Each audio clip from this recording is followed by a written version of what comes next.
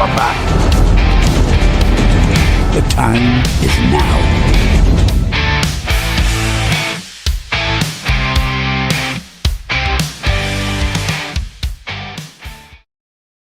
Hey, welcome. This time we are back. Yeah, indeed. Oh my days! You know, when you're busy in your morning duties and everything else, and you jump on board, you know, automatically, because me and you were Monday, Wednesdays, and Fridays originally. I just went straight into the bloody Wednesday show. So apologies out there in viewerland. We had senior moments between the two of us. Like I say, between the two of us, we were lucky to get a good one. So anyway, welcome on board, one and all. Again, apologies for hours that I've been waiting. It was my fault. I just hit the wrong program. Let's get into the housework, and then we'll crack on with the show. Welcome to everybody watching across all the platforms eventually. Thanks to everybody that works in the background and getting us out the poop lots of times. Don't forget, most importantly, hit that like button if you enjoy the show. Like I say, we do 7 days a week mainly, sometimes double up on shows. We've got a double up today, an important watch along later on, looking at Germany, Waldemar. Germany. The bombs are chippy. The bombs are chippy, indeed. Subscribe, it's totally free. Hit the bell for future content. If you want to help us grow, you can become a member. It's a small monthly fee. If you've got a question for either of us, then put a Q in front of it, but it ain't guaranteed. It just helps us highlight things in the chat. So if you want to guarantee it, then follow the $sign, throw us a Talk TV super chat, and that will guarantee your messages are read out. Anybody that becomes a member, or any of our lovely members that gift them out there, will be highlighted as we go. And don't forget, you've still got a chance to jump on board at the Prediction League, £5 entry fee, and that's when you look at predicting all of the results for Newcastle United, which is blooming hard, because sometimes you lead with your heart and not with your head. And like I say, if you've missed 3 games, but there is very little between top and bottom as we speak. So thinking that you're miles away, you're not. Top 6 get a prize, top 4 get a cash prize, 5th and 6th will get a prize more than your entry fee. So it's always a good one. So that's it. That's the housework done. How are we? Not on Wednesday, but how are we on Thursday? Very good. Yeah, very good. Yeah, very good show last night. Had you in the background. Like I say, I missed the start of it because me and the missus were very busy sorting out the house. And I must admit, you like I say, you got good numbers. It was an interesting shout, talking about all the legalities behind the scenes. And I suppose today's show, Phil Middleton, afternoon lads. You're excited for Wolves, Gary? I love walking around in my Toon top when we play them. Wolves fans tend to be good people and have a laugh, especially when they hear my accent. Phil, where are you from? Are you obviously a Black Country lad? Similar to myself. It's funny, isn't it, when you look on... How do you get a pint, Phil? Because famously in Wolves, when we go to Wolves for an away game, there's only 2 bars out of all of the bars in Wolves who will serve Toon fans, which is absolutely disgraceful.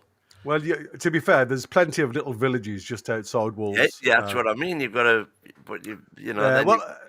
I mean, to be fair, that's what I do anyway. You know, I mean, because I'm travelling from outside Wolves in, it's easy for me when I have been to the Molyneux. So you just literally jump on board to one of the small villages, and to be fair, it's a better point. Well, the brag about having, Newcastle is without doubt. It's a club with the most pubs within a 1 mile radius. You know, we've got 167 pubs within a 1 mile radius, all of which welcome visiting supporters. I think Wolves are over 100, and there's only 2 of them which welcome visiting, not just welcome, which allow visiting supporters. Yeah, Pop Mags is back in Toon in a couple of weeks. Can't wait. Best place in the world, in my honest opinion. Yeah, I love it.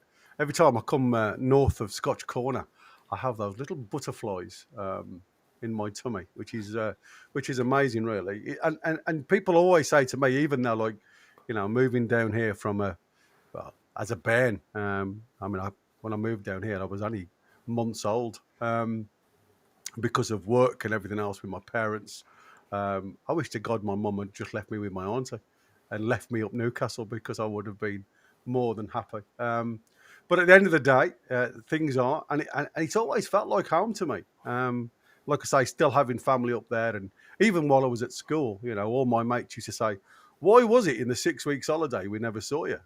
Or even the Easter holidays, because as soon as the holidays come, I had more mates in Newcastle, well, Monks Eaton, Whitley Bay, than I did in Walsall, where I grew up. So it's mad, absolutely mad.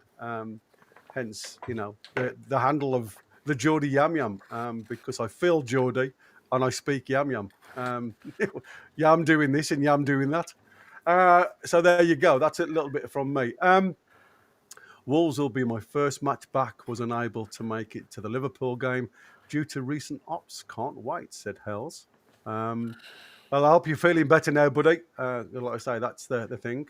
I'll let you do that one while I prompt the next piece and of. Darren, listen, Phil, I was filling my car up in York and had a Mackem taking the piss from 2 pumps down. Love Shocked to see a Mackem in. Have you ever seen a Mackem in York? it. Love it. So, right then, gentlemen, let's get into today's show. There's a little bit of news out there we'll cover towards the end. And sincerity, I suppose, is the word. How sincere was a gentleman that's just left us? Like I say, I'm not going to speak too much of past, but I just talking about one man who obviously, who wants to come to the Toon. He wants to wear the colours of the Toon with a lot of passion.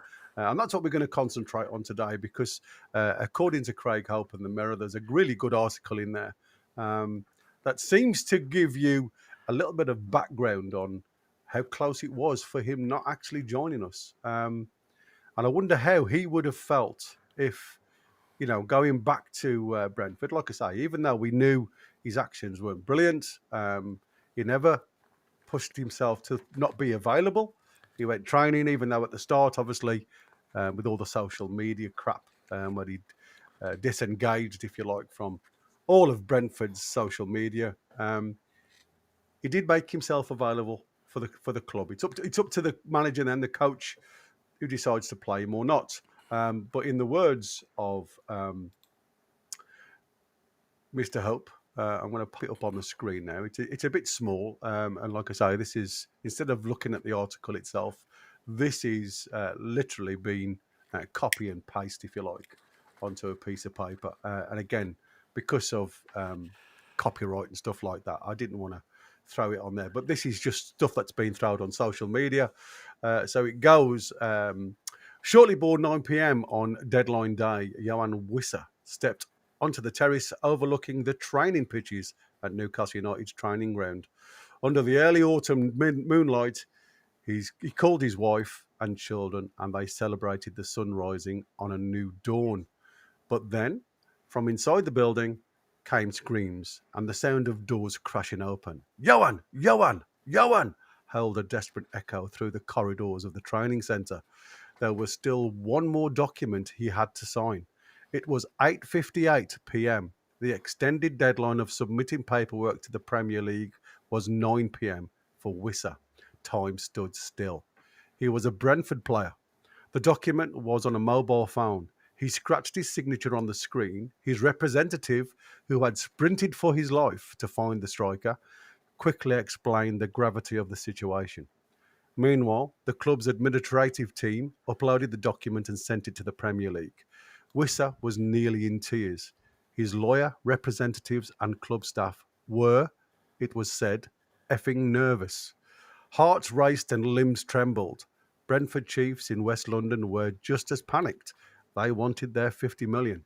At 8:59, the email was sent. At 8:59, the automated response of the Premier League recorded it had been received. Yoan Wissa was a Newcastle player. He celebrated like he'd won the Champions League. said one of those present. A few moments later, an oblivious Eddie Howe FaceTimed his new number 9 that would have been difficult call, and those tears of joy were stained by despair. But here it was, the most chaotic, traumatic and frenzied transfer window in the history of Newcastle United, climaxing entirely on brand. I must admit, when I read this, I was somewhat, when you listen to a player who celebrates like he'd won a trophy just to come and play in the colours of Newcastle, I sometimes find it really strange. I don't know why I can't put the chat up. It just seems to block you out. So I apologise, guys, for not being able to put your chat up, but it just leaves me on the screen and not win. But we will, like I say, we will highlight some of your chats. So having read that statement, obviously stuff that we weren't realising. We all thought it was done, signed, sealed and delivered at 7 p.m. Because there was very little that came away from the club. Apart from him, we knew he was obviously in Newcastle to have his medical and everything else. But I did read in the chat, and I can't remember who it was now. They did say, "Why has the Wissa deal collapsed?" And I was thinking, well, I haven't heard anything, So I went through all the social media rigmarole and tried to find some information about Yoan Wissa, and there was nothing, not a thing. And I'm like, where has this deal collapsed?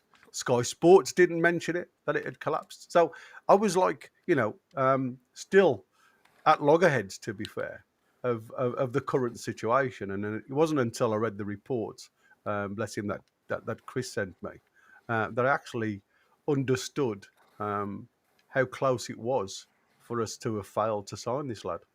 But for me, the way he shone, the way he spoke in his interview, which was amazing, to be fair, a lot more passion, a lot more respect for both clubs. Obviously, one that he's just left and one that he's just coming to. And he has since now renewed all his Brentford Connections, socials. Yeah. I mean, presumably he would have been getting a lot of nasties from Brentford fans, some Brentford fans in inverted commas, when he was going through what we would, what other people are calling the Isaac tactics, but which I think, and I've said before, and it's not just because he's a Toon player. His justification, I think, was slightly. It wasn't right, but the thing is, he never refused to play. Exactly. He made himself available. Yeah. Disappointed though he was to have been. I think at the start, though, wasn't it? It was the start where I think it all went a bit Pete Tong for him, because he did go on strike at the start, and it was only then following and I advice. think that was probably to do with the new manager as well. Yeah. Going in. I don't know whether maybe he was doing a Paul Mitchell, I'm the new guy now, I'm Billy Big Bollocks, that's pure supposition. But anyway, the main thing is he's now renewed his ties with Brentford social media, and hopefully they can look back fondly on what he did for them, which was a lot. It was, absolutely. I mean, to be fair, he seems, very genuine, doesn't he? I mean, like I said, and I think that is what I got from everything that I've seen from this lad, the want to come to Newcastle. And apparently, the reasons, again, I'm only talking from some of the Brentford press, was what he'd spoken to them about, or whether he's through his agent or what. It's the want at his age to play in the Champions League. That was the big pull, And again, Newcastle come knocking. He's played against Newcastle. Absolutely loves the atmosphere at St James's Park, which seems to be really uncanny when we sign these players from clubs from the Premier League. That seems to be the common denominator, doesn't it?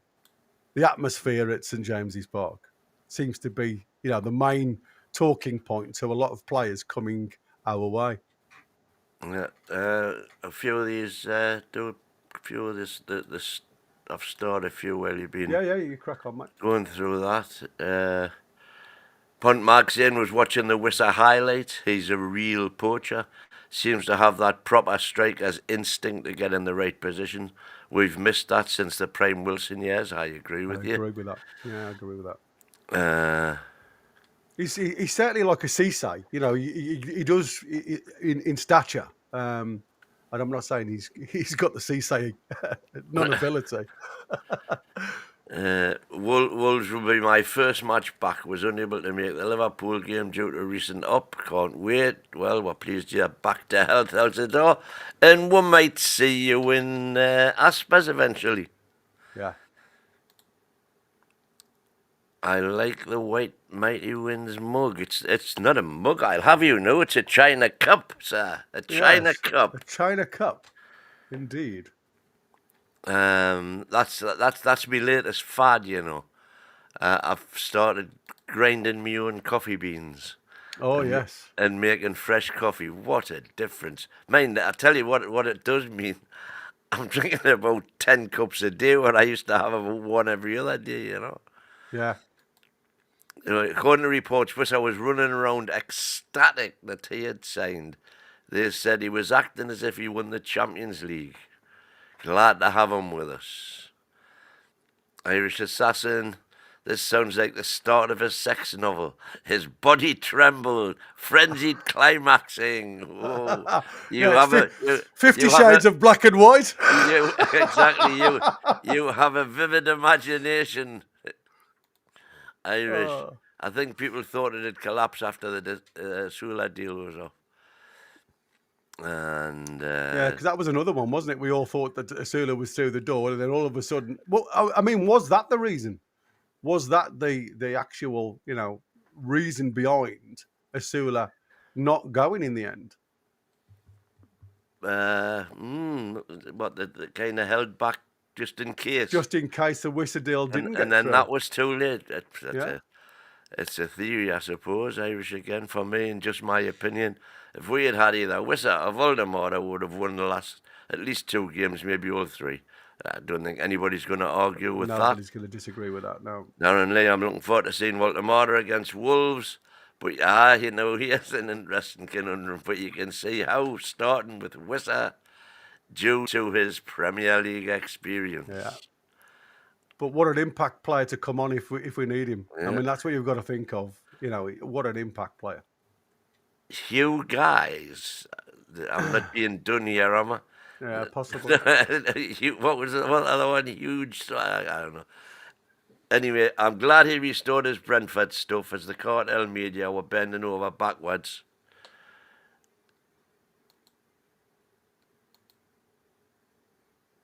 To equate the rat to him, even saying it's unverified that Wissa had it in writing, but not saying the rat's claims were. And finally, Irish Assassin again. I love Cisse saying, Cisse, I didn't know this. Has Cisse sent a personal message? Yeah. Saying Cisse looked fit and ready to play. in his photographs. So that's. Yeah, well, I mean, to be fair, Wissa just doesn't. Cisse just doesn't seem to age. You know, he looks absolutely fantastic for his age. To be fair. Yeah, we've done that one. Yeah, really. That's good. it. That's all the stars done. Brilliant. And the reasons why I suppose we've highlighted this was, like I say, you know, the impact that it has on the rest of the team. Because, like I say, it did look. And again, you know, we were talking about the international break and everything else, and a lot of the lads were like being geared up to, you know, to go on the travels and everything else. And obviously, there's a lot of movement behind the scenes, stuff that we're totally unaware of at times when it comes. But I mentioned the word sincerity and how sincere the ones were. One lad that came in seemed to be. Unfortunately, the one lad that was going out seemed very much. And again, I'd seen something on social media, and I wasn't oblivious to this. But again, I'm not one of these tech savvies, if I'm honest with you. I don't do a lot of computer work. But I saw that somebody had put in that they checked it against an AI generator. And I questioned, obviously, bless him, Dom was chatting to me, and Dom had sent me his version because, again, on social media, people put stuff up there just to get attention and click. So I said, listen, I'm not gonna go there, even though the gentleman in question is on another show and he's very well respected. So when I looked at what was put out there, I was quite, I would say, I wasn't bothered in particular by it, but when it comes back as being 96.5% AI generated, it does make you wonder what Isaac's sincerity was, and whether this was just something that was put up via his backroom staff, or whether this was actually him that did it. But as you can see at the side here, that this is his comments, and like I say, our very good friend and one of our collabs, Dom, has double checked this just to make sure that it is kosher. And as you can see by the numbers here, there's not a lot of sincerity goes into those words whatsoever. But again, you mentioned the backroom staff, but didn't mention the gaffer at all. So it does make you wonder whether the question of the relationship between Eddie Howe, which is something that he wanted to rekindle, had completely diminished by that point. And like I say, I just felt it, for everything that Eddie Howe has done with this lad, it seems very much like he'd taken a backward step from Eddie completely. He did mention Eddie and the coaching staff in his original light blue touch paper and walk away statement. Now, that's an interesting one. I'm going to style that one from Pont Mags because there's a question coming that we can have a look at. Right then, any questions coming from what we've just done there, and then we'll have a quick look at some of the news that's currently out there. And obviously, we've got the singer. We all know Tony Barton only actually comes on board NUFC Talk TV. So while you're queuing up your what's names, I'm going to be queuing up something very special. So get ready for those super chats. By the way, can I just say, please do not throw any underwear at the screen, all right? Because, it's getting cold out there. Keep yourself tucked in. Baby, it's cold outside. Did you just totally off topic? Did you see the American comedian doing the breakdown of, because believe it or not, at Christmas time, Baby It's Cold Outside was banned on multiple networks across the US. Yeah. Because it was suggesting that it was misogyny in the lyrics. Don't go, and have a good time, stay, have another drink. And at the very same time, there was a rapper who was #1 on numerous charts, singing a song about having intimate relationships with a girl, shall we say. And he literally went through lyric by lyric for the one that was currently #1 and being played on every radio station in America, and the one that had been banned. And the comparison is just hilarious. Hilarious, absolutely. Yeah. I think some people just take it to that next level, don't they? So go on then, mate. Like I say, I've queued it up. We're ready to go with your songs in a second for the new bods in town. But you can do the stars, and then we'll play this in a second. So we have. I'm just going to continue. We've done that one. That one. Yeah. I see the guy who wrote the song, the Hokey Cokey, has died. There was an issue getting him in the coffin. They put his left leg in. I think he's preempting what's coming up. Hopefully, like BDB, Wissa gets better with age, like a fine wine, and I'm sure that has got every chance of happening. And Irish, we did mention, you did get a mention in Dispatches on last night's show. I don't know if you saw it, but we proved that Amir Obi did, in fact, wear the number 9 shirt Right, so I during thought the he did. Premiership era, and we put up the thing. It was against Lochran. Lockwood. Yeah, I'm going to say it was in the Europe games, wasn't it? It was his third goal ever for the Toon. Yeah. So that was interesting. I knew I'd seen it. Yeah, but again, I'll always hold my hand up when I'm wrong. I have no issues with that. An interesting comment from Christian Purslow, the former Villa CEO, saying academy player wages shouldn't be counted in PSR. Yeah. Where That's are why I we? started this one.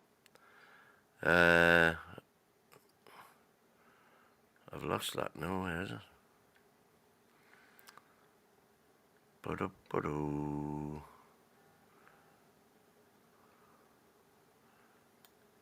No, that was no my interest. Oh, it was point, yeah. Giving benefit to clubs retaining homegrown talent. Thoughts? Well, I think that's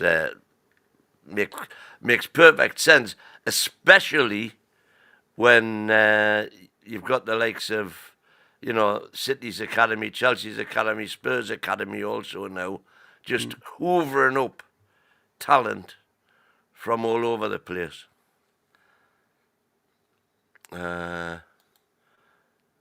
Ad saying, hi everyone, Wissa's interview was spot on. It's like chalk and cheese with Wissa's and he who shall not be named. Indeed. If it cut up to the Isaac statement, Eddie made excuses and protected Isaac all the way. He did. Yep. And how about Kelsey is saying the new CEO has landed? Yeah, I've just been looking for some information on that. There's nothing on the main website. I haven't seen it anywhere. I know it's all been speculated, but yeah, it's imminent. But David I haven't. Hopkinson. Oh, he is. I've just there we go. I'm going to put it up on the screen just so we can see where we're at. I'll just close that off, and because now I've actually seen it and I can share it with you guys. So thank you for that, Harper. So there you go. Newcastle United a point. Oh, it's a bit big, isn't it? There you go. Latest Newcastle United appoint David Hopkins as new CEO. Isn't it funny though? Like I said, after the horse has bolted and we close the gate type of thing situation here, because obviously I think this could have been an appointment made a lot sooner. But again, is it the fact? Yeah, is it the fact though that to get the best out of somebody, rather than them coming to a situation where they're under fire? We are very much renowned for, even with players under the guise of Eddie Howe, seems to not throw them into the fire. He seems to give them a bit of a warm-up first before allowing them free rein. Now, I don't know what the current situation is and why we've waited so long to appoint a CEO, but it's certainly something that we've missed over the last few months, for sure, before the start of the window. So I'm hoping that Mr. Hopkinson, who's got a really good background, he's got an excellent CV. We did a show on him a while ago now, while his name seemed to appear in a lot of publications. Comes with some clout, doesn't it? You might as well go through the statement, scroll down if you can. Yeah, no problem. Let's do that. So there you go. That's the gentleman. It looks very dapper in his black tie.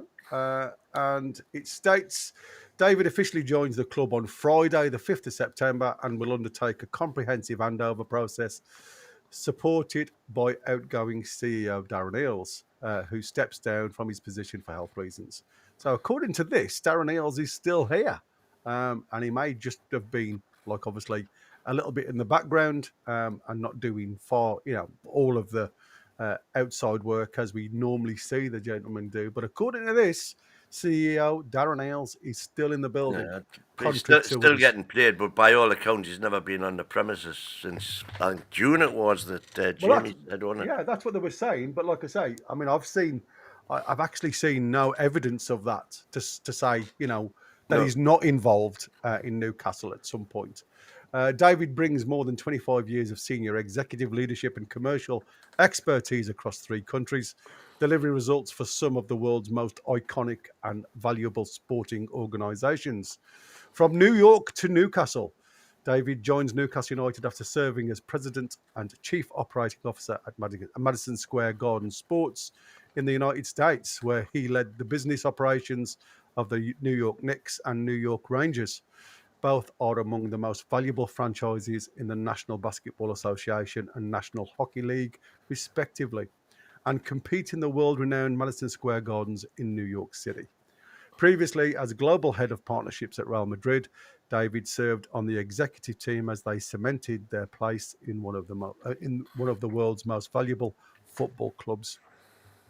Earlier, he spent over 2 decades at Maple Leaf Sports and Entertainment and chief commercial officer, overseeing commercial activities of the NHL's Toronto Maple Leafs and the NBA's Toronto Raptors. So he's had a very good, exciting time in the club's history. Top jobs. Yeah, very good background. Like I say, it's there on the Newcastle website to talk about his history and stuff like that. And if you want, like I say, we did a really in-depth look at this gentleman, going back to all the jobs that he'd had in the past. And obviously, we both said he seems to be the one that could potentially lead us onto good things. So He's actually made a statement there now saying, I'm incredibly honoured to join Newcastle United at such an exciting time in the club's history. This club represents something truly special. It has an extraordinary history and heritage, incredibly passionate supporters and ownership, and players and staff who are committed to excellence. Having worked with these iconic teams across different countries, I understand what it takes to build sustainable success at the highest level in global sport. I greatly admire what has been achieved by the club so far, and I am excited and motivated by what is ahead as we strive to position Newcastle United amongst the world's elite clubs. And that has been countered by Chairman Yasser Al-Rumayyan saying, we are delighted to welcome David to Newcastle United. David is an outstanding executive whose track record across global sport and entertainment speaks for itself. His experience and strategic capabilities will be invaluable as we continue to build on the club's presence locally and grow it globally on and off the pitch. David's leadership will be critical as we build upon what we have already achieved since the acquisition towards an exciting future and sustainable success. I would like to personally thank Darren Ailes for his exceptional work and leadership, as well as his friendship over the last 3 years. And Director Jamie Rubin added, David's arrival as CEO comes at a crucial time for the club, and I am confident that he will prove to be an excellent fit for the role. He brings a wealth of experience in leadership positions at some of the biggest names in world sport, with an incredibly strong foundation to build upon. So there we have it. That's the club statement regarding David, Irish Assassin, the first CEO in 35 years with hair. I love it. Absolutely love it. That's a classic. Some interesting ones in the chat there, actually, just while you were making that statement. There was somebody had put down, I wonder whether he was working in the background doing some of the negotiations. Very similar to the way Paul Mitchell seemed to be, the 2 weeks in the background without actually being formally appointed Well, that's the rumour anyway. I'm Well, not sure. I would say I hope not, because if that transfer window is anything to do with David Hopkinson, it doesn't augur well for the future. let's park that. Well, do you not think the lads coming in, it wasn't a good number coming through the door? You don't reckon the players that we've got now? Well, absolutely, yeah. Well, that's what I'm saying. You're saying the last week was down to David Hopkinson. Well, if that's the case, then fantastic. But why wasn't it mentioned? That's what I'm saying. I mean, somebody was saying it does take a while for people to get relocated from overseas, which is what I agree with. But Harple Kelsey here is going, he'll be out by next summer. I've got a tenner on it. Yeah, that's a good one. So anyway, that's good news. Now, there's obviously some still issues with the DOF. And we've still not heard anything regarding the DOF. So, do you reckon this is Maracana's being a bit of a hardball? You know what he's like with his players. So, can you imagine what he's like with his backroom staff? Oh, I see what you mean. Possibly. Because, obviously, Maracana did say that there would be no movement from anybody regarding backroom staff during the transfer window. So, is there going to be an issue going forward with this Ross Wilson, who seems to be very keen on coming our way? It's an interesting one. Would you? I was going to ask you. You know the lad who's at Brentford, who obviously was in charge of the Wissa deal. Trying to think of his blooming name now. The DOF at Brentford. He's the Geordie. The Geordie, yeah. Yeah, a massive Newcastle fan. Why don't we go for somebody like him with a bit of passion? Or is it too close?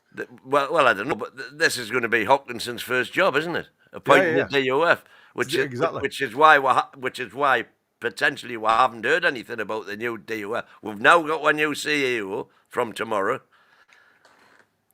so his first priority surely has to be appoint a DOF and appoint a legal team to sue Liverpool. Yeah, right. Okay. That's going to be an interesting one. And retrospectively fine Isaac for the period of time since Austria. Yeah. Well, I'm still absolutely gutted that there seems to be no financial outlay. Seems to have been, put against him for his behaviour. Because to me, I think any other team would have been a problem. I just said that. Yeah, it's fabulous, isn't it? Yes, I will fall out before long, no more club. Yeah. I want to what I want to do is congratulate the skipper because he has been nominated for Seller Player of the Month. So again, well deserved as well. I think he's carried, especially for 2 games. Didn't have a great game against Leeds. Yeah, did anybody else? But like I say, he certainly wasn't on his own regarding that one. Now, another thing, I'm going to put your thing up on the screen because obviously we always like to lead by example, and this lad always leads by example. He is NUFC Talk TV's Tony Barton, and obviously coming. And anybody who wants it to stop, it'll cost you a £10 super chat. And absolutely. So here we go. Here's the man in question. It is the one and only, the mighty Win. No sound. You got no sound, right? Oh well, hold on. Let me just pop that one on. No audio source. Let me go back. Here we go. This is my computer all over. For some unknown reason, it won't now. I'll let me cue it up so I can hear it, no problem. But obviously, everybody else is struggling. So I will cue that one up and try again. Because, like I say, it always seems to be problematic with my computer. But you've got it on yours? Yeah, 2 seconds. Go on then. If you can put it up on your screen, that'll be good. For some unknown reason, my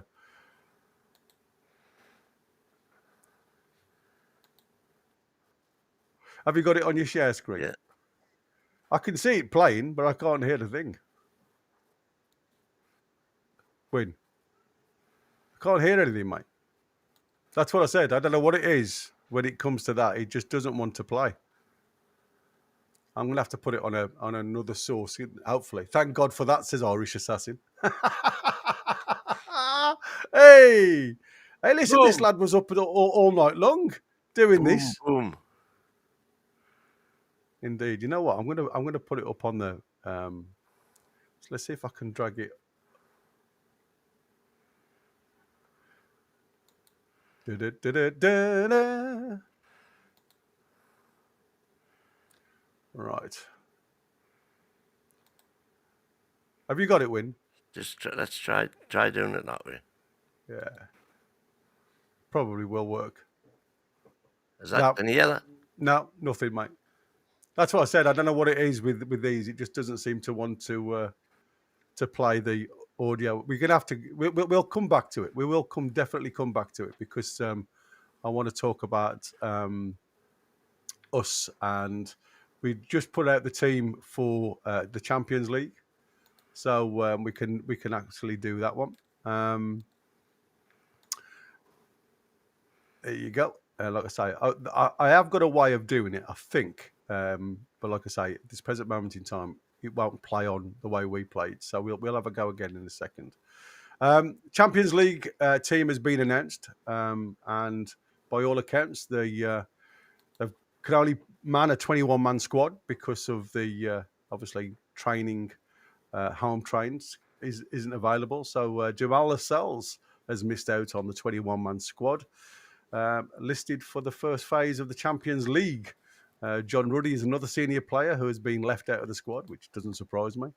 But all the summer signings are obviously included. Lascelles hasn't played for Newcastle since March last year after suffering a serious knee injury, but he is back and available now and was a new sub on Saturday's defeat at Leeds. It wasn't a defeat at Leeds, guys.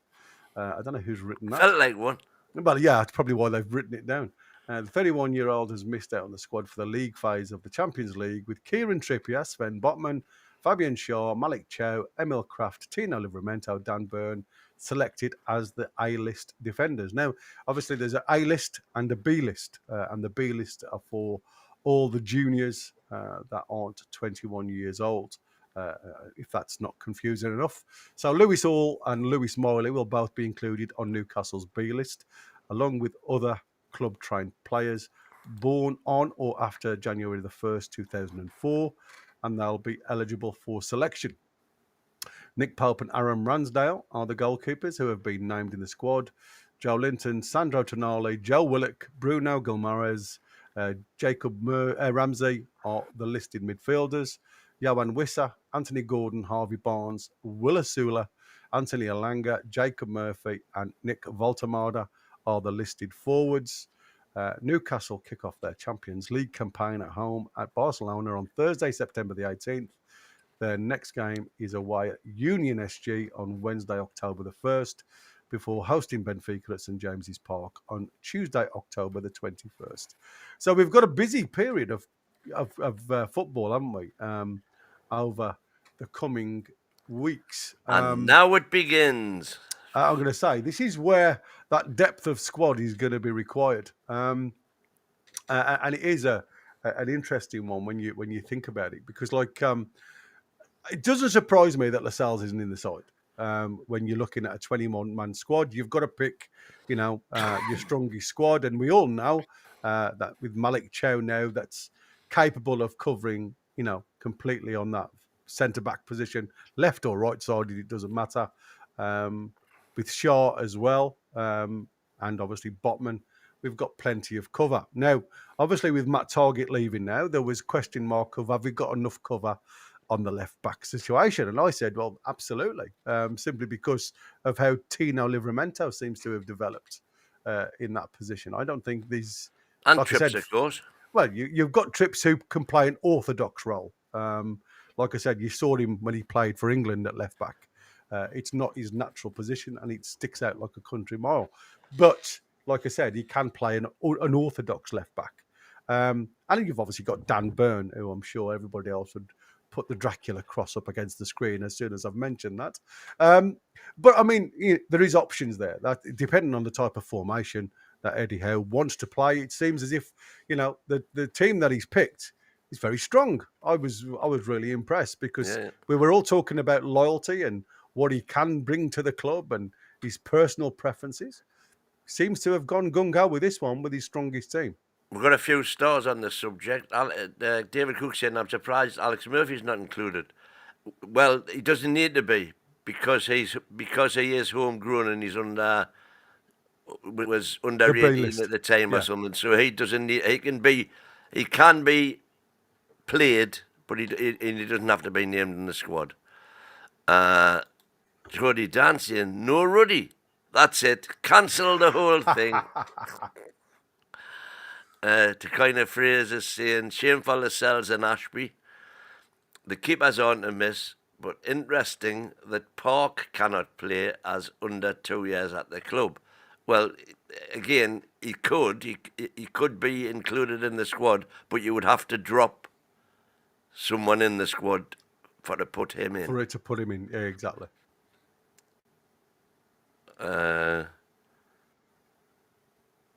Chris, can you stop trying to be a Boy Scout? The show's working fine without Dame Edna Everidge and Alf Garnett singing.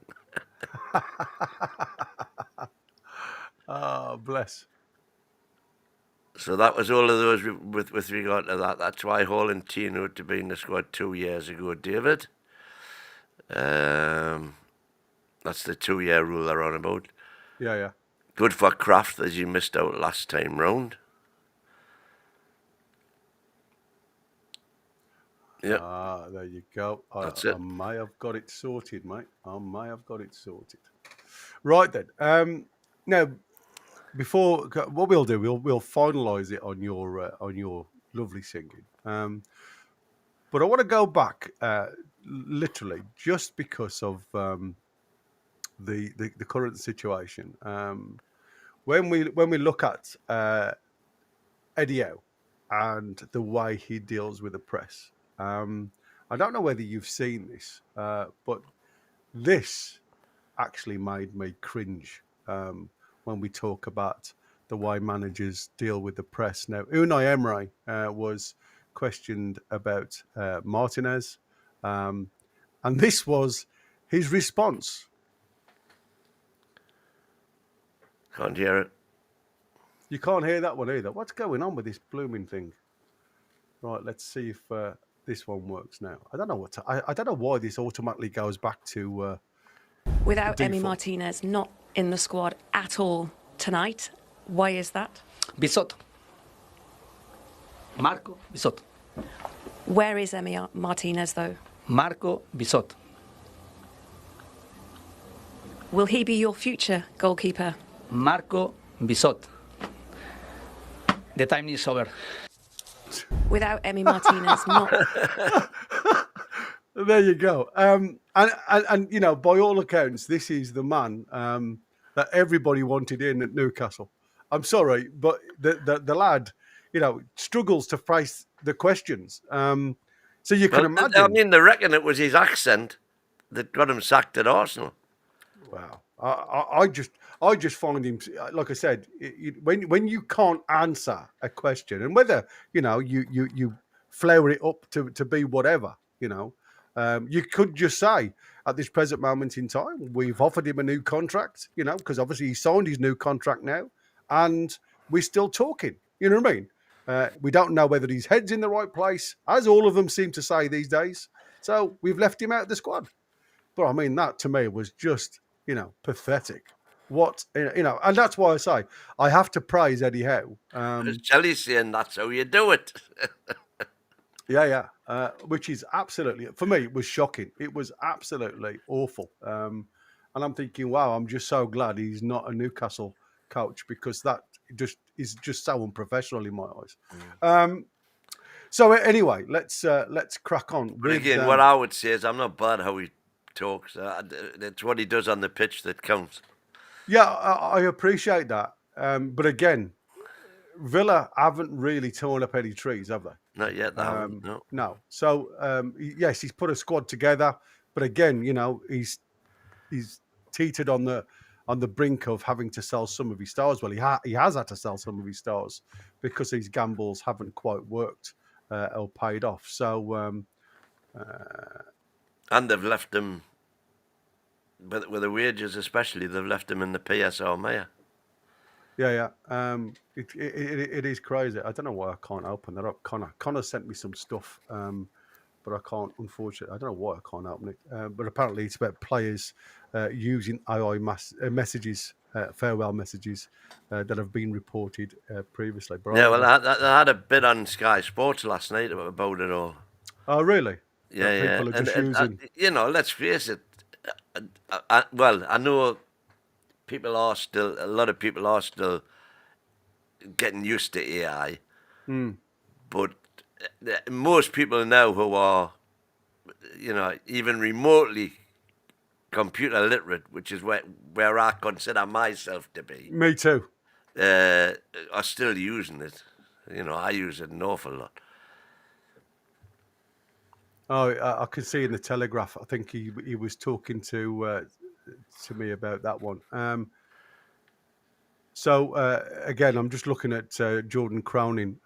He's talking about Darren Eales will conduct a comprehensive handover process tomorrow, and like I say, we'll probably jump on board with the information as we get it. But like I say, we have had a comprehensive look at this lad. Yeah, so the Telegraph report, Fabio Silva and Christiantas Uche's heartfelt farewells from their club raised concern because it's all AI generated. So, like I say, it seems to be the new thing these days. This is an interesting comment from Foxy. Saying, did you say that with Bonanotti? Signed with Chelsea, saying he was very happy because it would be his first time playing in the Champions League. 2 days later, he's left out of Chelsea's squad for the competition. Yeah. You know, this is... That's what I say. When you go to clubs like that... When you go there, clubs, the size of it, you know, that's a chance you take, mate. Yeah, absolutely. And obviously, some of the things that come out... And this surprised me with about Travis Hearns, because I've watched Travis Hearns for a season now. And a player that I honestly thought was potentially on the rise to something good at the club. He's not a world beater by any way, but he's a steady player. We've seen him obviously in pre-season where he's come on, and you know, he seems a settled, a well-rounded type of player. Doesn't get too emotionally wound up by things. And I was, yes, I thought it was good for him to go out on loan because I think it's good experience for him for that next stage up. But it seems very much now that they've, after sanctioning a loan, exit for the 6'2" Norwegian youth international.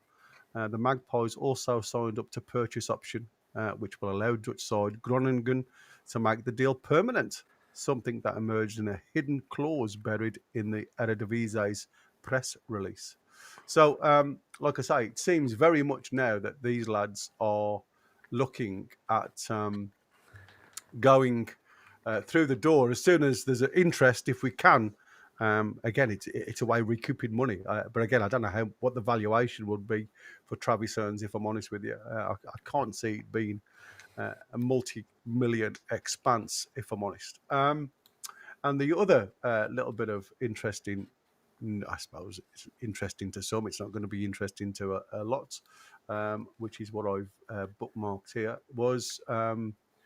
when you look at the Champions League spots, which is classed as potential, how many Champions League spots we get for 26-27.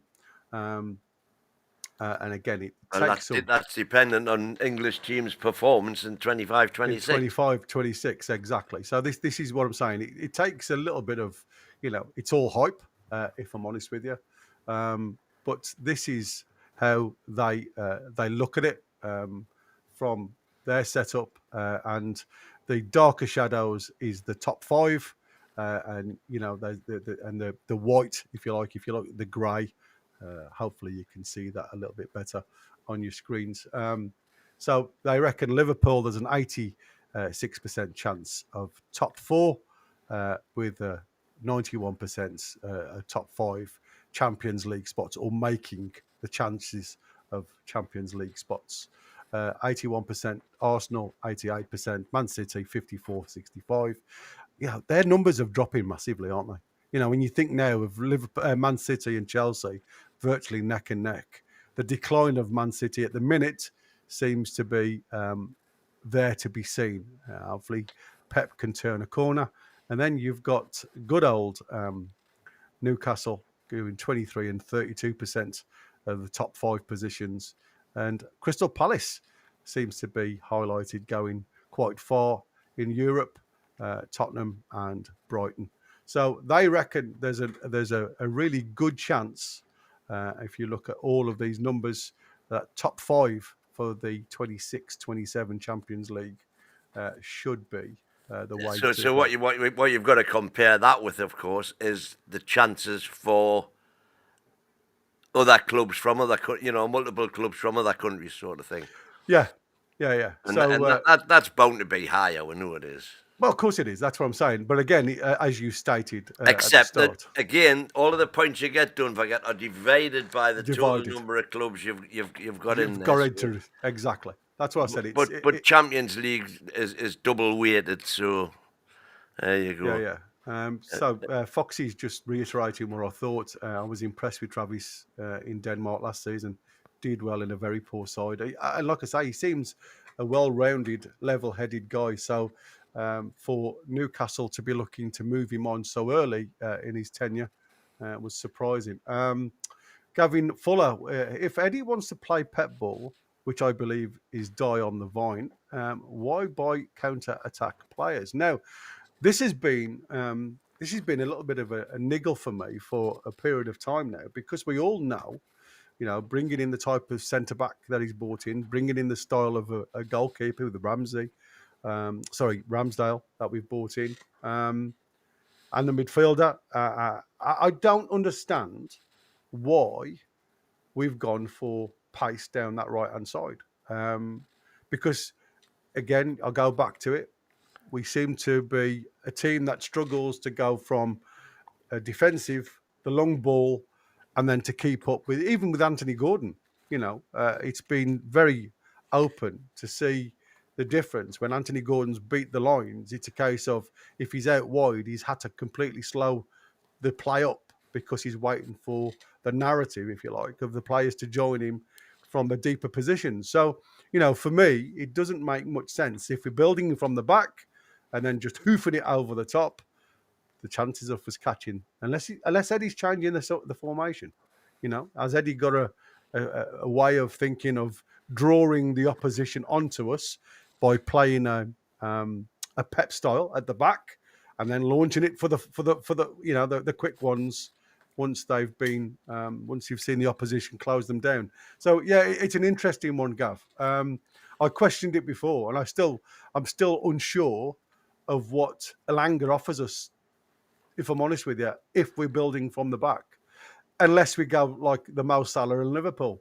and then you have to question, have we got the ability, and we seem to struggle at the minute, to be able to keep the ball for long periods of time without losing it under the press. So I'm certainly still out there at the minute with that decision.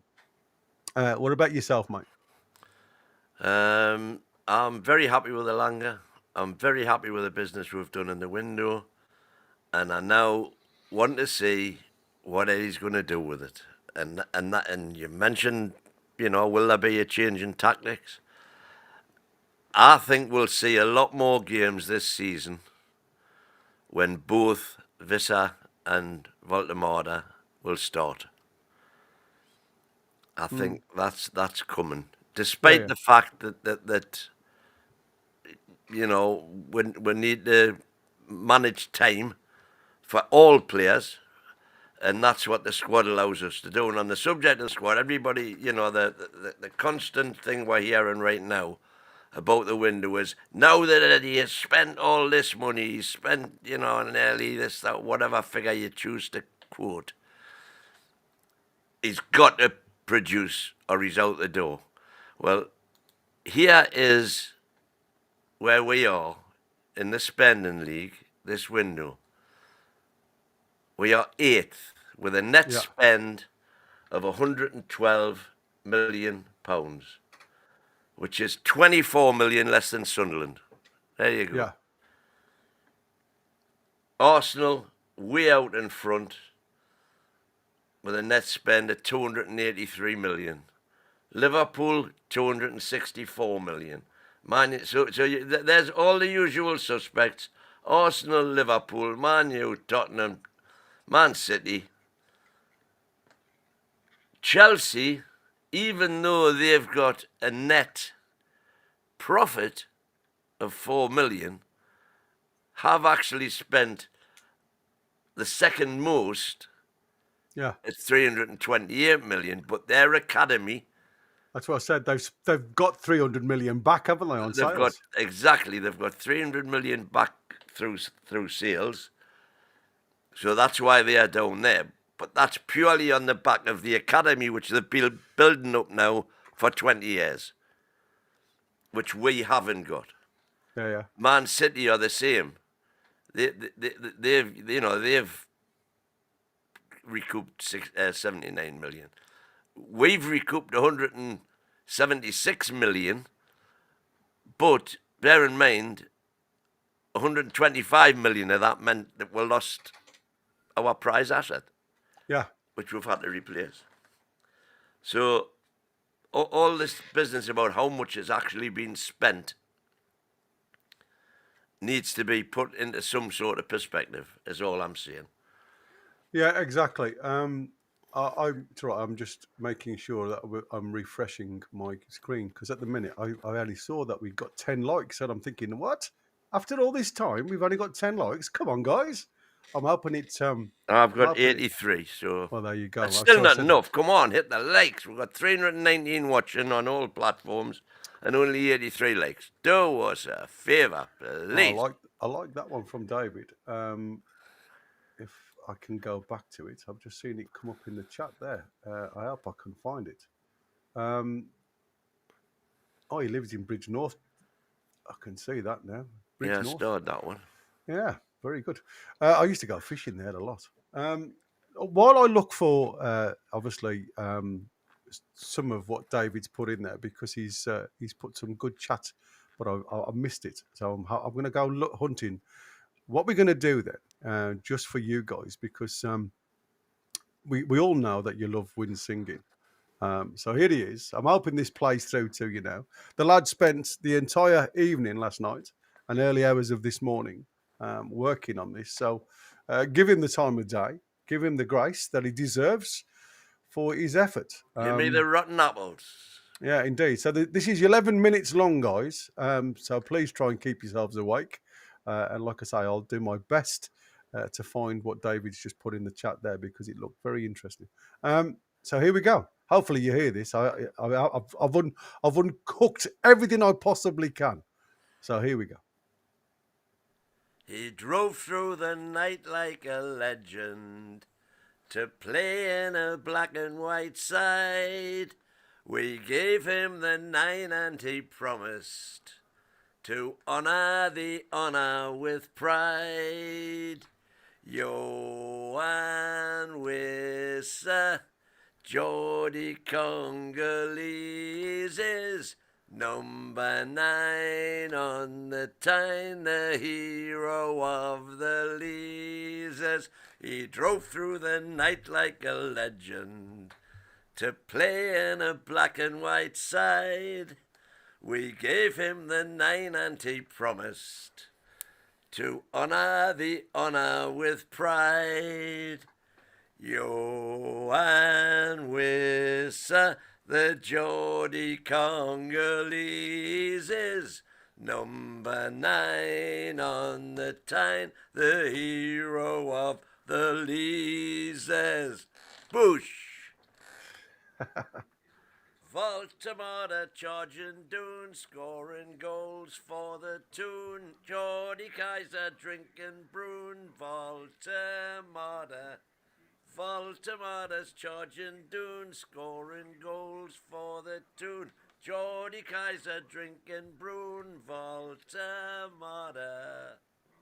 Bush. He'll be charging into battle, Malik Chow. Like Vinny, he will grapple Malik Chow. He will chop your Adam's apple and give your cage a rattle. Beware your wedding tackle, Malik Chow. He'll be charging into battle, Malik Chow. Just like Vinny, he will grapple Malik Chow. He will chop your Adam's apple. He'll give your cage a rattle. Beware your wedding tackle, Malik Chow. Love it. 1, 2, 3, you're watching Tony Alanga. He's like a whip it down the wing, beats his man and whips him in. That's our Tony Alanga.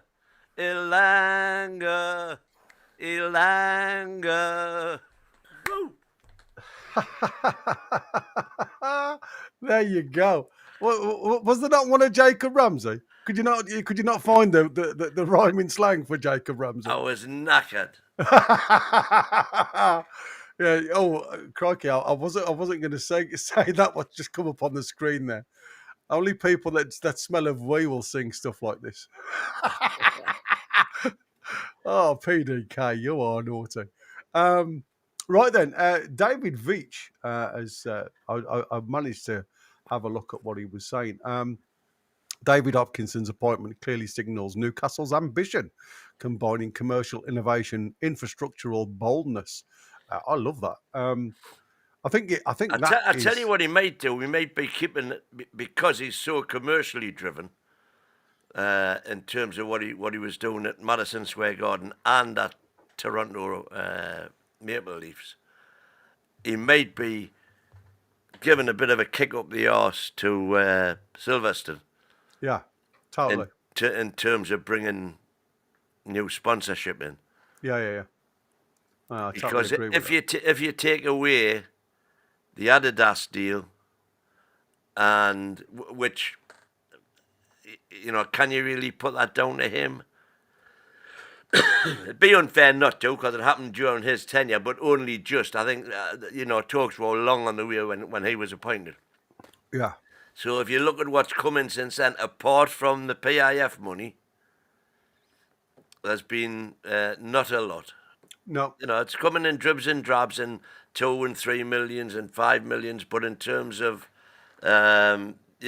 training kit sponsorship, training ground sponsorship, stadium naming rights. Now, again, I could be completely condemning him unfairly if, as I am hoping and I suspect, that they've been holding back on all of these deals until after the Man City, illegal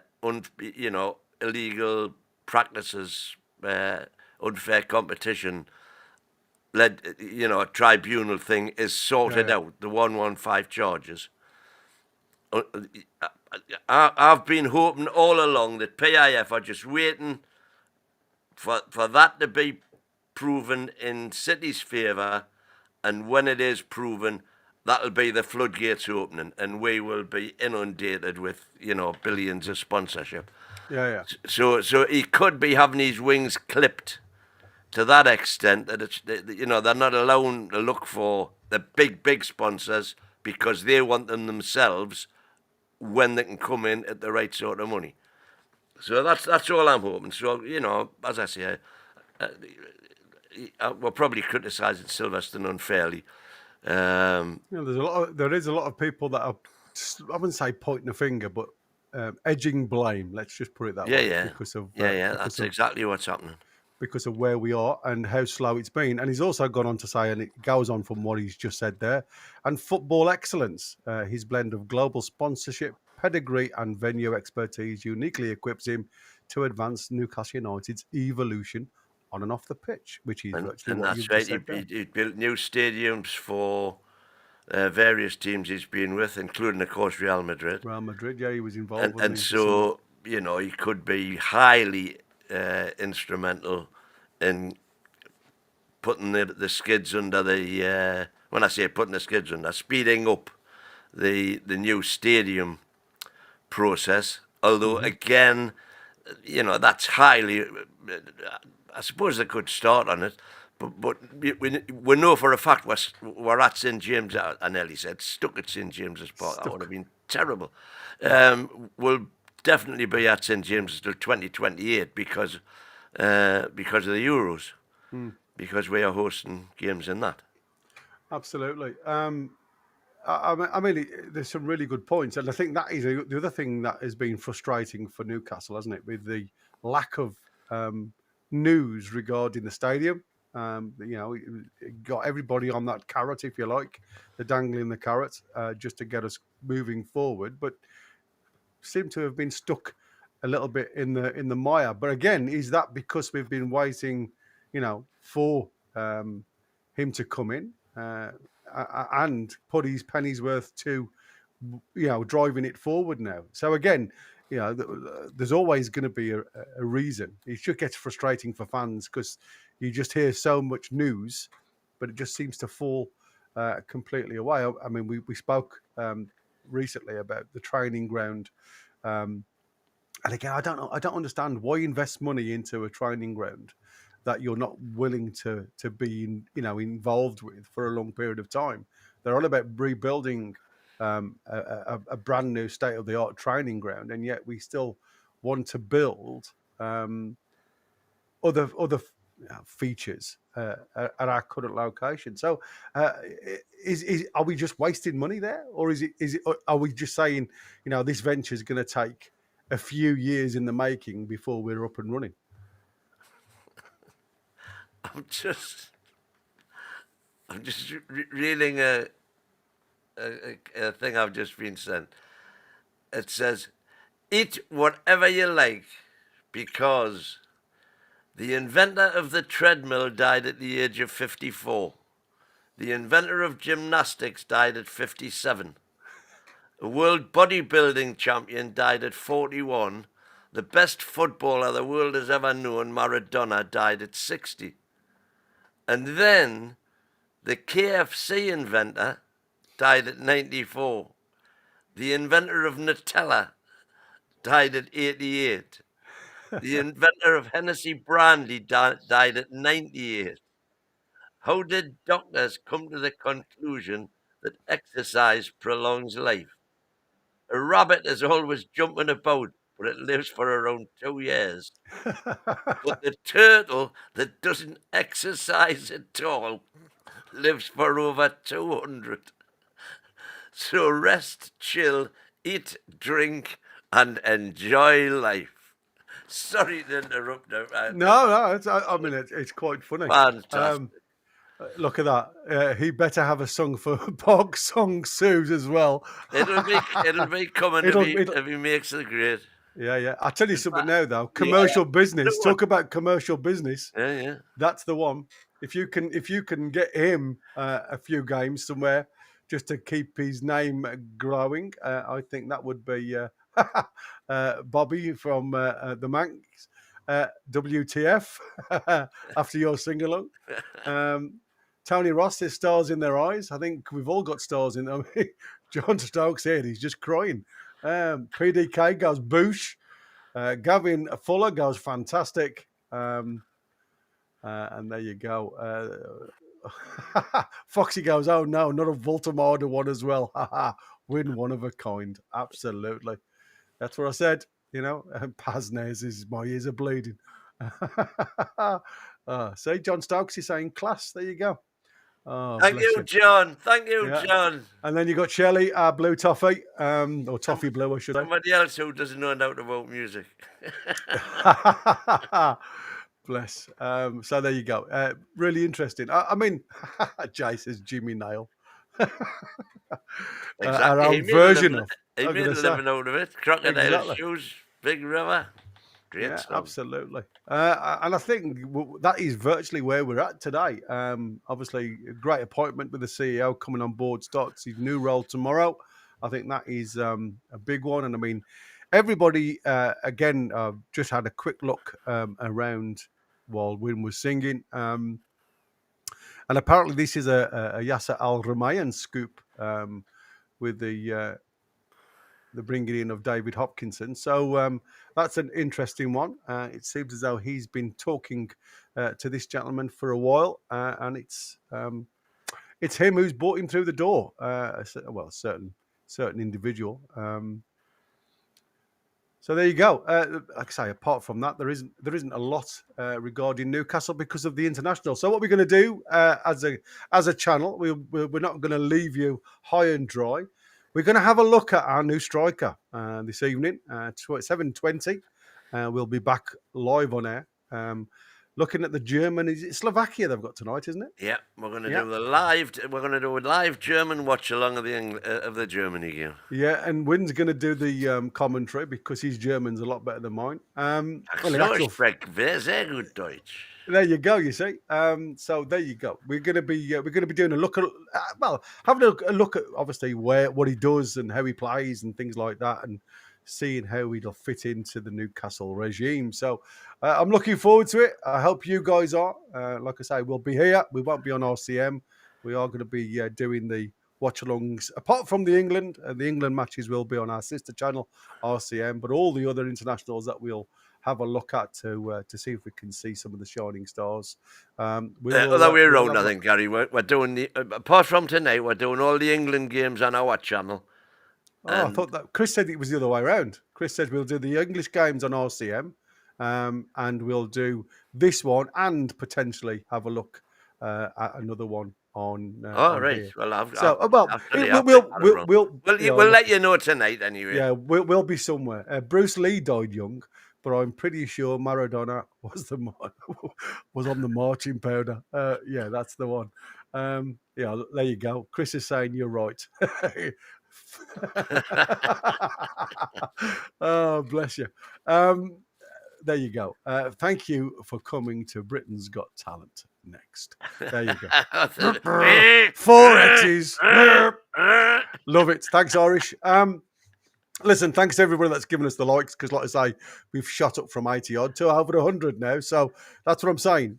Win is one and only that can get those likes coming through. So thank you, Shelley. Take care, sweetheart. Have a lovely one. So until 7:20 tonight, it's a goodbye from him. And it's a goodbye from him. And Howie the lads. Lassies and bands. See you later. Take care, all. Have a lovely afternoon.